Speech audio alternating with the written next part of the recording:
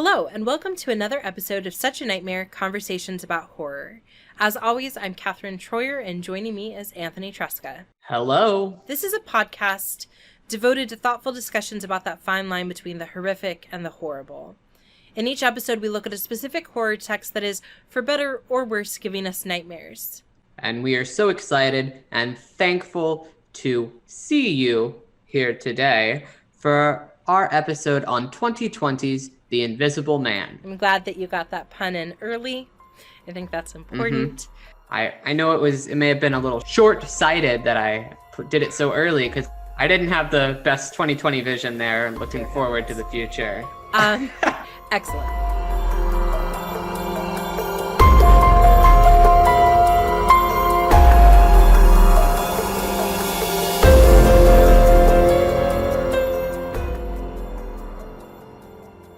So puns aside, we are breaking with the tradition. We often look at films that are, or books that are a little bit older, so that we've had a chance to sort of see what scholarship and what sort of just responses to the text have been coming out. But Anthony and I wanted to talk about Invisible Man now because we felt like it's a film that is rather, what's the word that I want? Important? Yes, let's go with important. It's a film that's rather important in light of things that happened very much after the film had wrapped and been released. And that is, of course, the COVID-19 situation and just the sense of paranoia, issues of domestic violence. Existential dread. Yeah, all of these things that I think we are dealing with in a very real way. This film was giving us that sort of like metaphor to approach long before we knew we were going to need it. And so this, I think... Yeah, just as before, and we are recording this, we are dating ourselves during the COVID-19 pandemic that's currently going on. So we're still recording this in separate locations, social distancing, although we are always striving to improve our audio. So hopefully the audio in this episode sounds a little better than last episode. Yes, the magic of having multiple microphones of quality is definitely going to make a difference. Just work with us as we work through this trying time along with you. All right, so let's kick off this conversation about The Invisible Man with a little bit of academic framework. Yes. Oh boy. I know. Just because we are not together doesn't mean that we can't still talk about scholarship. Oh, no. You thought you were getting out of your scholarship? Incorrect. Never. We're never going to stop. We'll never stop. So, the scholarship that I wanted to bring in, so Anthony and I were bouncing around ideas, and one of the things that we'll be talking about, because this is what the film is about, is domestic violence and things like that.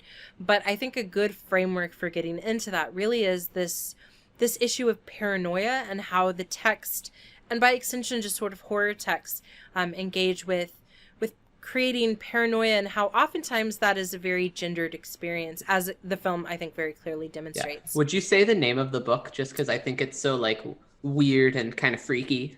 Yeah, so the book I'm going to be talking about today is Judith Halberstam's Skin Shows, and the subtitle is...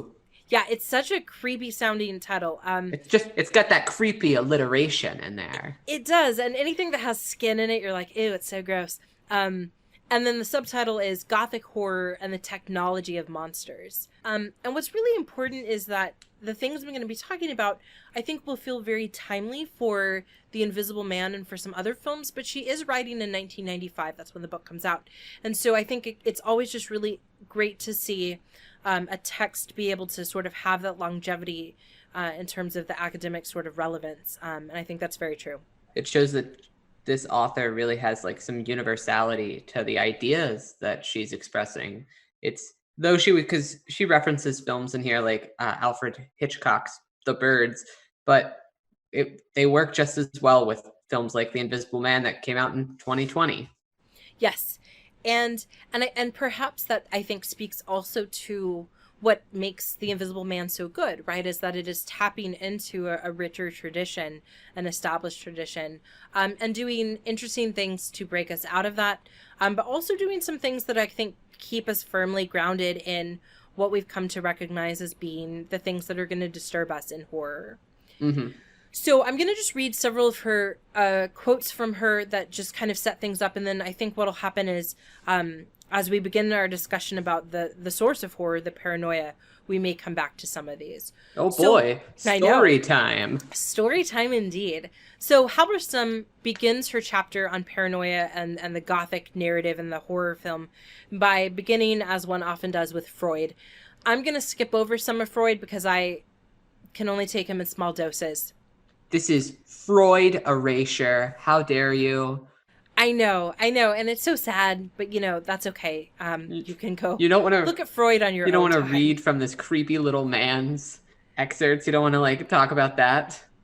Yeah, I really can't, because I'm not saying he doesn't have some truth to the things he does. I obviously believe very firmly in his ideas of the uncanny, but not everything is about fears of homosexuality, or fears of being a woman. But what I think is important is that Halberstam uses that as a framework because she says that there is clearly in Gothic horror a distinction between how masculine paranoia and feminine paranoia manifest.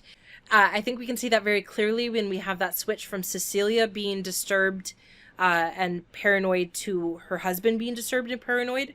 So Halberstam says that horror for the masculine paranoiac lies in not knowing oneself is already diseased, and yet finding evidence of infection all around. The power of feminine paranoia, or simply feminist critique, lies in its ability to read lack and disfigurement productively, and to exist with loss without nostalgically yearning for wholeness. I think that sums up for me a good chunk of what makes the ending so powerful.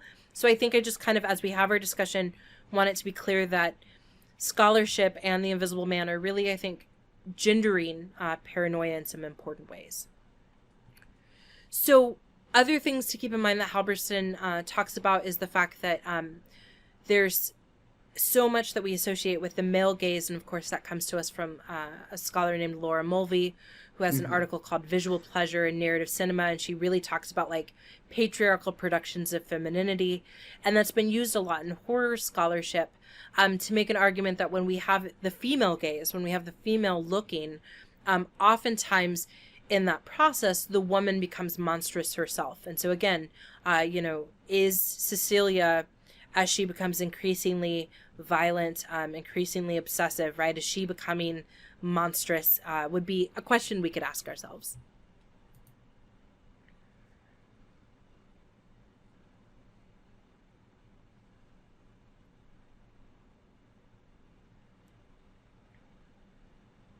Yes. Isn't it nice when everything just it's one together? That we'll keep in mind.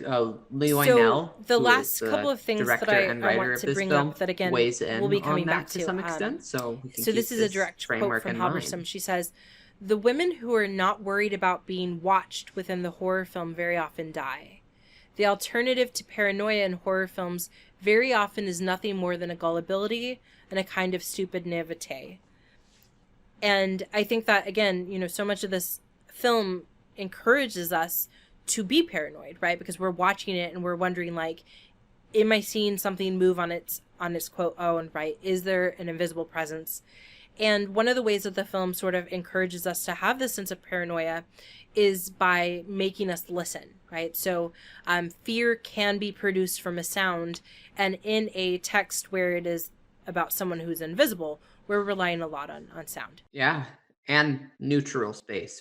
So now that we have our academic background for The Invisible Man, time to get a little just regular background on The Invisible Man. The Invisible Man, it's a 2020 science fiction horror film written and directed by Leigh Whannell. He is an Australian screenwriter, actor, film producer, and director. He's probably best known for writing films that were directed by his close personal friend, James Wan, including Saw, the original from 2004, Dead Silence from 2007, Insidious 2010, and Insidious Chapter 2 from 2013. So Whannell was born in Melbourne, Australia, and he believes that his inherited love of storytelling came from his mother. Isn't that sweet? It is sweet. Yeah, and that his fondness of filmmaking came from his father, who was a cameraman in the television industry. So it's very artistically inclined family. Leigh Whannell actually met James Wan when they were both in film school together. And while they were in film school together, they wrote a script that would later become Saw. Leigh Whannell is actually, not only did he write and help develop this Saw film, he's actually in the film. He's one of the main characters. He plays Adam in the film. Interesting. So, yeah, he's done a lot of acting and like bit parts and smaller roles, but he's one of the leads in the Saw film which James Wan directed, Leigh Whannell wrote and starred in. So I thought that was interesting to include. Yeah, and when you think about like his pedigree, right, or his resume, you can see how the Invisible Man, everything he was kind of doing before, was allowing him to develop a skill set, either in terms of writing or directing, that he would then use to, I think, pull off some really masterful things in The Invisible Man. Yeah, and I think that I have found really interesting about Leigh Whannell is his ability to improve himself every time he does something. So he made his directorial debut on the sequel to the Insidious film, Insidious Chapter 3 in 2015. Oh, yeah. I remember this now. It's not a bad one. No. Yeah. Not particularly groundbreaking, though. Right. However, his next film, when he followed it up, was he was the writer-director of the science fiction body horror film Upgrade, which was released by Blumhouse Tilt and OTL, releasing in 2018. And it was really positively received. I think rightly so, because I think that film is very well done. If you haven't seen Upgrade, I would highly recommend you see it. Have you seen it? I have not. Oh my gosh, you got to see it. It's really, really well done. Okay. I think here he's really where he found how to use the camera, and he's taken a lot of stuff that he learned in Upgrade and used it really aptly when he made The Invisible Man. Whannell is now currently working on a reboot of Escape from New York and has expressed interest in writing and directing a sequel to Upgrade, which I would be very happy to see. So development of the actual Invisible Man began as early as 2006 when David S. Goyer was hired to write the screenplay. If that name sounds familiar, it should. He's the writer of the Christopher Nolan Batman trilogy. Also, and I feel I have to say this because those are three incredible films. Also the writer of Batman v Superman: Dawn of Justice. Oh. Goyer remained attached to the project as late as 2011, although there was not a lot of development made on the film. So then in February 2016, the project was announced to be revived. It was back from the dead as a part of Universal's cinematic universe, their monster verse, their dark universe that was going to consist of a bunch of classic monster characters. So in 2016, Johnny Depp was cast as the titular character, and Ed Solomon was going to write the screenplay.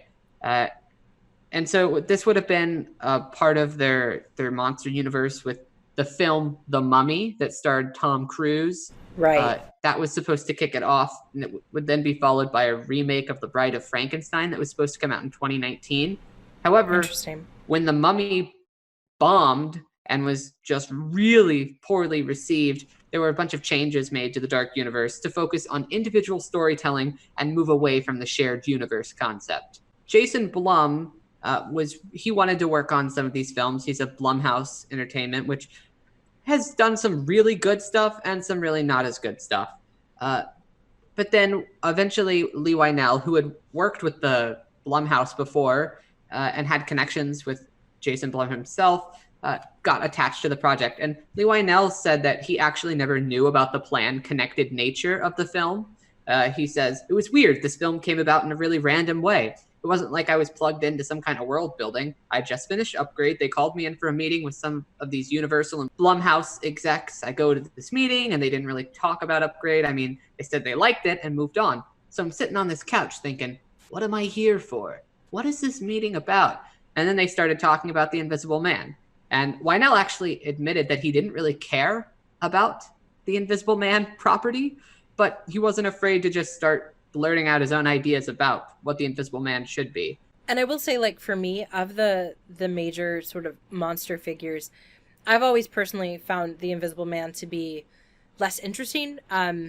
We've seen now several film versions of it, from the early versions to the one with Kevin Bacon, right? And it's not always very interesting. And I wonder if in part it's because it's so often just about, like, this male character that becomes invisible, that does his own little thing, and it really sort of ignores what this film really, like, dwells in, and that is like, okay, if we're gonna have a man who's invisible, what does that mean for the women in his life? Exactly. And that was exactly what Whannell was thinking, because he thought up the pitch for this film in under a week, and he had this idea to tell the story from the perspective of the victim and make the Invisible Man her abuser. And so then after that, they liked his take on it, and they greenlit the project. And then really quickly after getting the project greenlit, Elizabeth Moss entered negotiations to star in the film.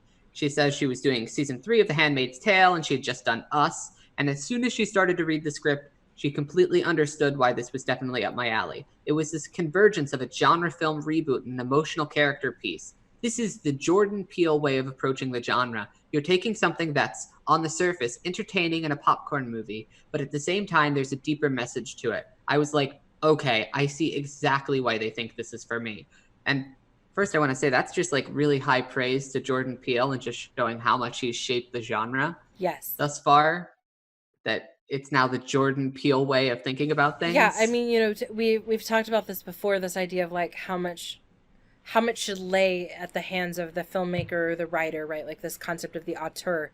But yeah, considering that when you think about the genre, there are only a few names of people that you can say it's the so-and-so way, and people just instantly know what you mean, right? And we have Alfred Hitchcock on that list.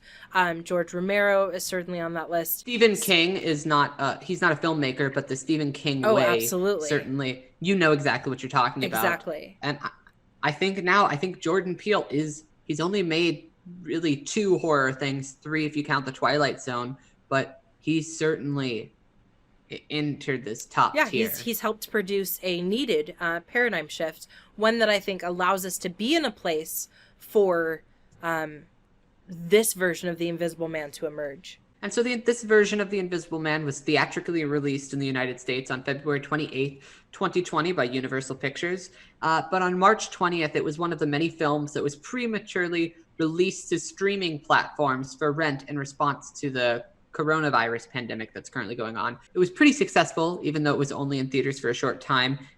Made a worldwide total of $124.5 million, and this is against a budget of $7 million. Yeah. So it had already made its money out in theaters, even though it was pulled before even being in theaters an entire month. And so it did well by itself. Yeah. And the reception to this film was very positive. Rotten Tomatoes critic score gave it a 91%. Audiences gave it an 88%. Metacritic score is a little lower, but still relatively positive. Critics gave it a 71%. Audiences a 7.0. So, like, they're pretty much in agreement there. It's a very well-received film. And this is just an interesting tidbit. In November of 2019, before this film was released, it was announced that there was going to be a spinoff film developed by Elizabeth Banks about the female counterpart to the Invisible Man, called The Invisible Woman, based off of The Invisible Woman from the 1940s. Which means, in like 10 years, when that film finally goes through all of I've just been so amazed every time you give us the introduction, like how long it takes for things to happen, and then how all of a sudden everything happens in like 5 minutes. Yeah. And so, in 10 years, we can talk about The Invisible Woman when it finally makes its debut under totally new directors, writers, and names associated with it. Yeah. So Leigh Whannell actually, so people have been asking him since at the end of the film, spoilers, obviously, at the end of the film, when Cecilia takes the invisible technology for herself, if this means that there's sequels planned. But Leigh Whannell is just like, I don't know. He admits that he never thinks about a story beyond the borders of the story. Like, I never think, okay, what does she do after that final scene? It's almost like when a story ends, it ends. So in my mind, there's a cathartic moment for Elizabeth Moss's character, but I'm not sure what she does yet. And so while he says Cecilia's future is unwritten, Whannell says the ending of The Invisible Man is certainly a new beginning for the character, but he's pretty sure she's not going to go on a killing spree anytime soon. He says, I think her actions are probably not a pattern. She's probably just getting rid of this one problem. It's like a tumor that she's cut out of her life. I was just going to say, I certainly agree that with his assessment that I don't think this character has any desire or need to become, some sort of like rampage killer. Maybe a vigilante killer. I could see that. Protecting like women who have been affected by domestic abusers. Yeah, exactly. But I think it is important to nevertheless acknowledge how the film forces us to reconcile the ending. So at the end of the film, we see Cecilia's friend, the police officer, James, giving her that look that, he's aware of what she's done, and he's certainly in his much more sort of strict, moral black and white compass world, not okay with it. And to go back to what Halberstam was saying, the moment that the woman is the one looking, right, which at the end she is, because she's seeing things, and the male now has to be paranoid, the husband, is the moment that we open the door, at least, to the interpretation that the female is no longer victim. She's potentially a monstrous figure herself. Yeah. And so I think it's important that even if she doesn't do these things in the future, even if we say that this is the end of the film and this is the end of the story of this imaginary character, I don't think we can completely just say that the ending just wraps up and that we don't have to think about it anymore, right? Like, I think that we need to acknowledge that the ending of the film turns her into the thing that we have spent the entire film fearing. Someone who has the power to be invisible and to enact their version of justice, because that's what the husband's doing. His is just gross and predatory, but again, I think that's a really intriguing and important part of the end of the film that we can't ignore just because the story's quote over. Yeah, and I think that that's certainly definitely a valid way to read and interpret the end of the film. It's just, and I think this is one of those cases where what the creator says about the film itself doesn't actually matter. Like, just because in his mind it's over doesn't mean that it's over for us thinking about it and like the implications of it. Or maybe, well, so I feel like it was a little hard. It's a little harsh to say like that it doesn't matter, although we've said that about other people too. I think it's that it matters only in that it is one of many ways that we can and should read this text. Yeah, and I feel it's a very like, that's like how writers view things, because they're like, well, the story I've done, I've told it, it's finished, so that's the end. But yes, often good pieces of literature and film sit with you and stay and just like permeate in your mind a lot longer than that. And so obviously we are thinking about this and the implications far after the writer is, because the writer is so focused on the story world itself. Right. Whereas we don't have to be as focused on the story world. We can think of the larger implications in all of this and whatnot. Absolutely. And I think too, so both of us saw this film in theater before COVID-19 closed all movie theaters. Exactly. And that means that we experienced the film originally in a sort of pre-COVID rich situation. Yeah. Certainly. But this film came up pretty fast when we were thinking about films that would allow us to sort of think about the world that we're currently living in. This film was really high on that list. And also, admittedly, just because I wanted to talk about it. I mean, so that's certainly some of it, but it was also because we were acknowledging that, like, the issues of paranoia, the issues of, like, at what point do victims become monsters? Like, there was just so much of it that seemed very, very relevant. Mm-hmm. Yeah, exactly. Before we get into those larger conversations about stuff that's going on, let's talk a little bit about what we liked about it.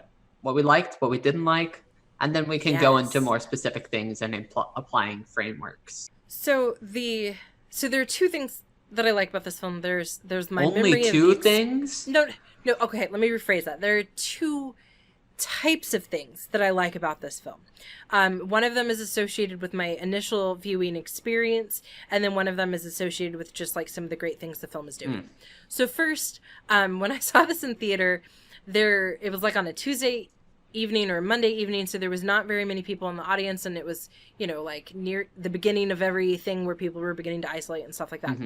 So it was just like us and a few other people, and the audience that I was with were some of the dopiest people I've ever like been a part of a viewing experience for, and it was actually like rather delightful. So there was a older couple that I don't think like understood what the film was, because at points, like, so when she has all that money that she's giving to James's daughter, Right. really loudly, one of the people was like, "Where'd she get that money from?" Even though the film had just explained it. And I was like, it's okay, you know, maybe they just weren't listening in that moment.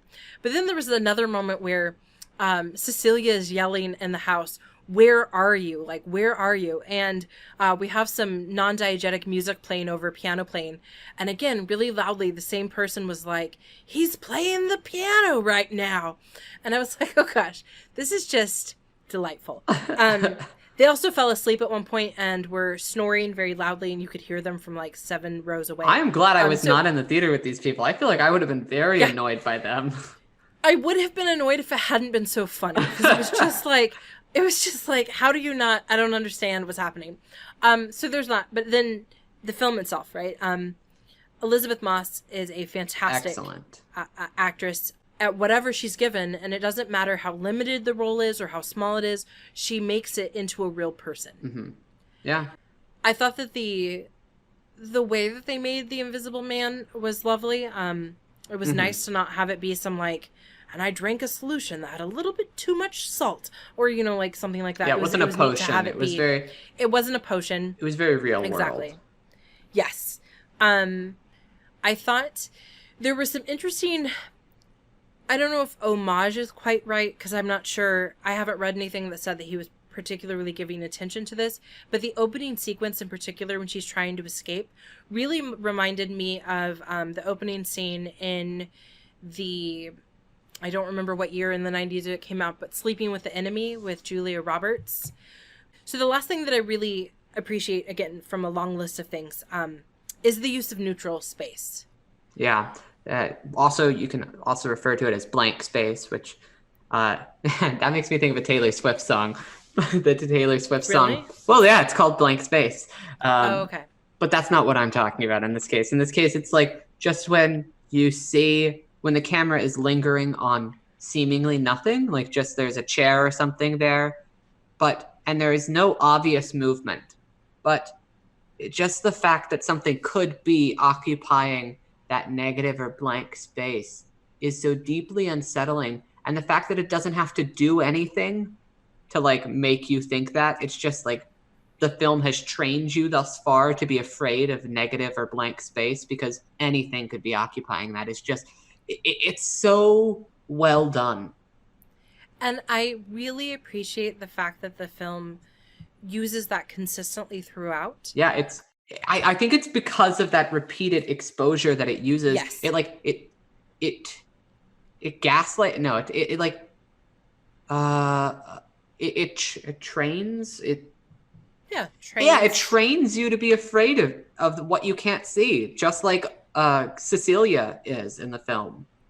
And I think particularly of the scene where she's making eggs, right? Yes. And then there's the kitchen fire, and there's couple things really interesting happening, right? We get to see that, you know, we have to keep in mind that in any given life, there's more for us to be afraid of than the thing that we are obsessed with or the thing that we are most paranoid about, because a kitchen fire is no joke. But also we spend that entire scene waiting for the other shoe to drop, and it doesn't, because that's part of what this film does, is it makes us so paranoid that we don't know if we should be worried about the use of the neutral space.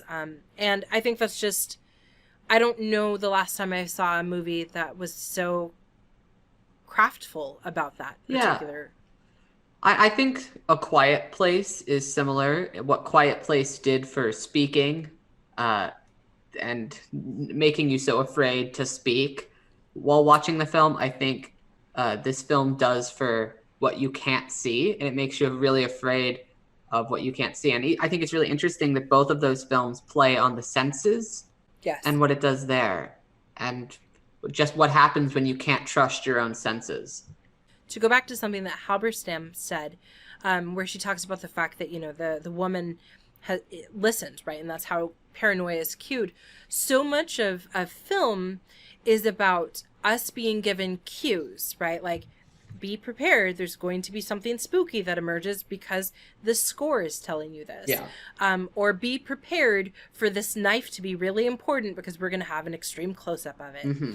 And I think films like Quiet Place and The Invisible Man show us that, a really powerful move can be eliminating that really obvious connection and forcing us as the audience, just as we would in the real world, to be suspicious of everything because we haven't, there is no opportunity in real life for us to be like, close up of this mic, right? Like that's just not how we view the real world. It's just not how it works. And No, so it's it not doesn't do it in the story world. Exactly. So I know that the things I mentioned are also things that you liked because you and I talked about it. Mm-hmm. What else did you really I also enjoy really about liked the film? Whannell's writing.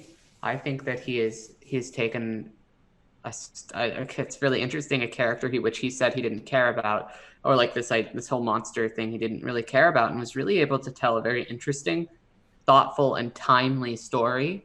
It's very clearly been an effort of love on his part, and I think what he's able to do within the typical genre fare is offer enough twists on what the conventional story would be to still keep you surprised. I think particularly like scenes in the restaurant where she's there with her sister, and it's so simple because of course you would just the Invisible Man would kill the sister and put the knife in her hand. And like after the fact, it makes so much sense. I'm like, yes, of course, duh.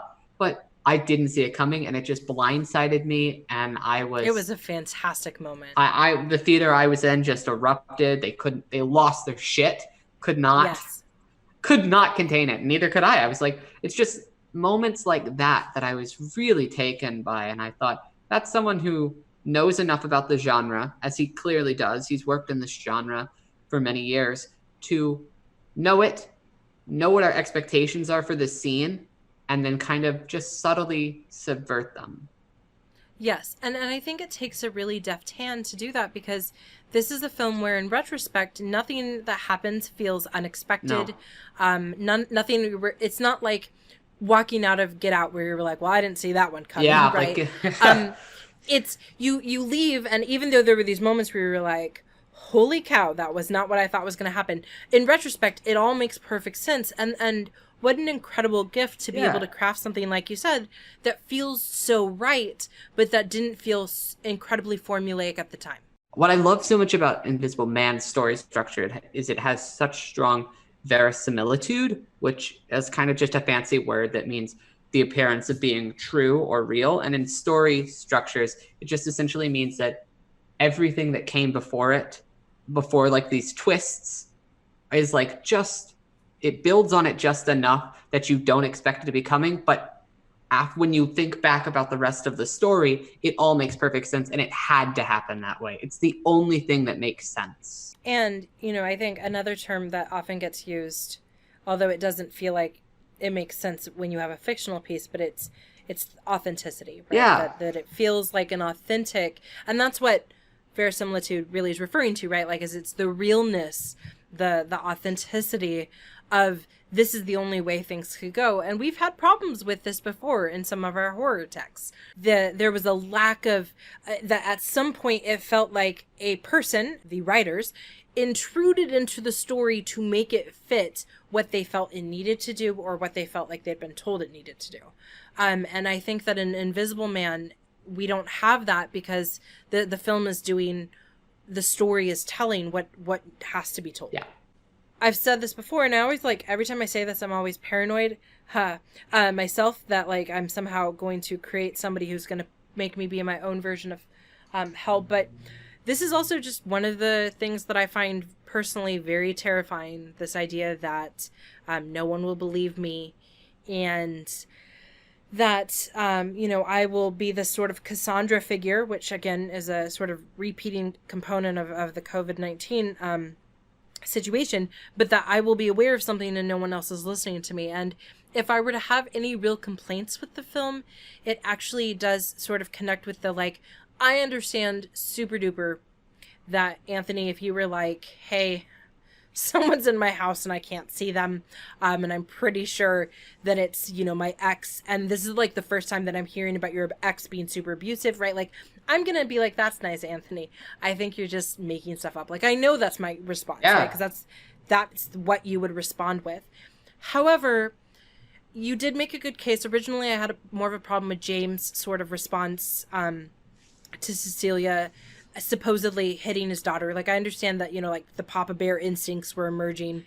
So maybe that is how someone would react. I feel like because you would have to make a jump in faith. You'd have to not only believe that you didn't hit the daughter, but in order to believe that, you must also wholeheartedly believe that there is someone else who you cannot see in this room.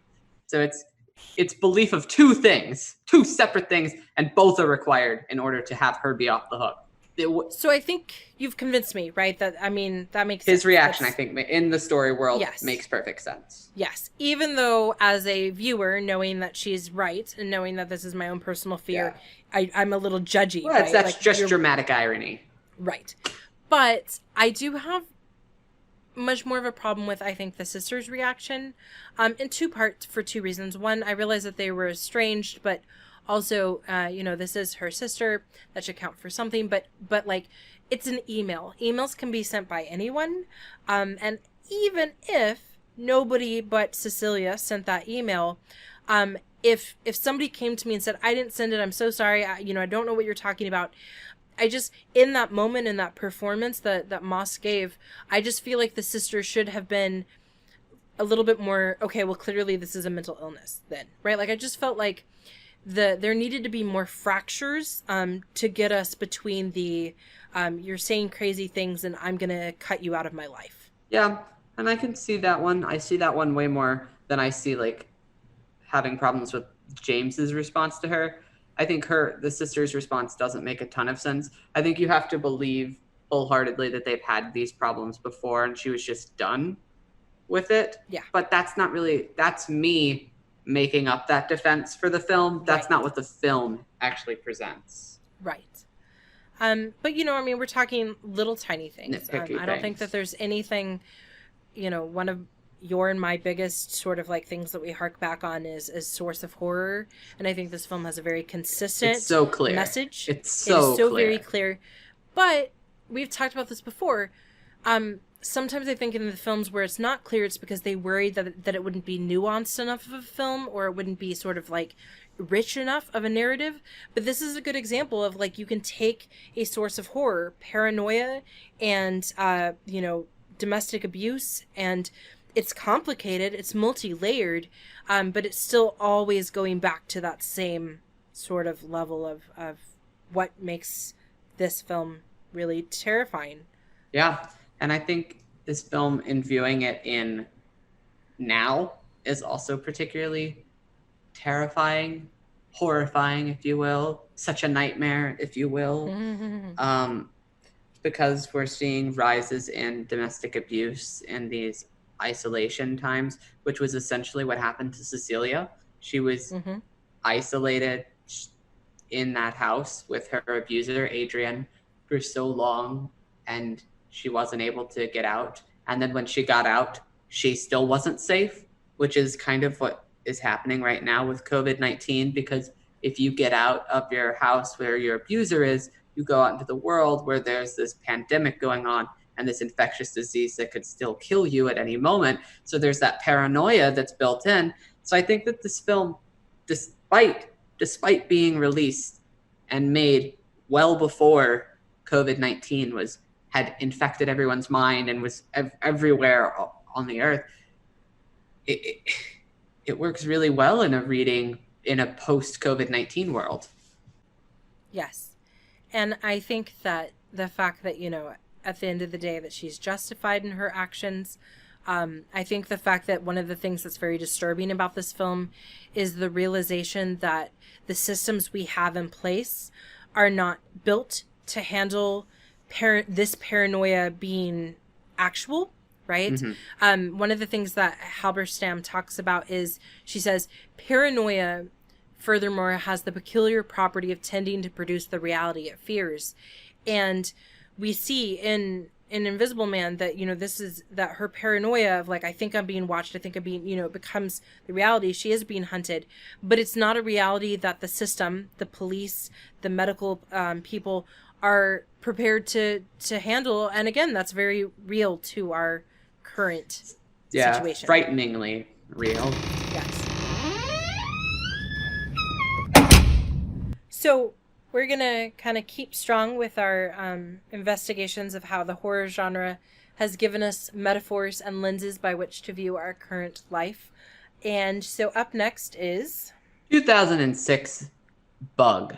So we hope that between now and then you will watch that film and join us for our discussion of Bug. In the meantime, be sure to share our podcast with your friends, like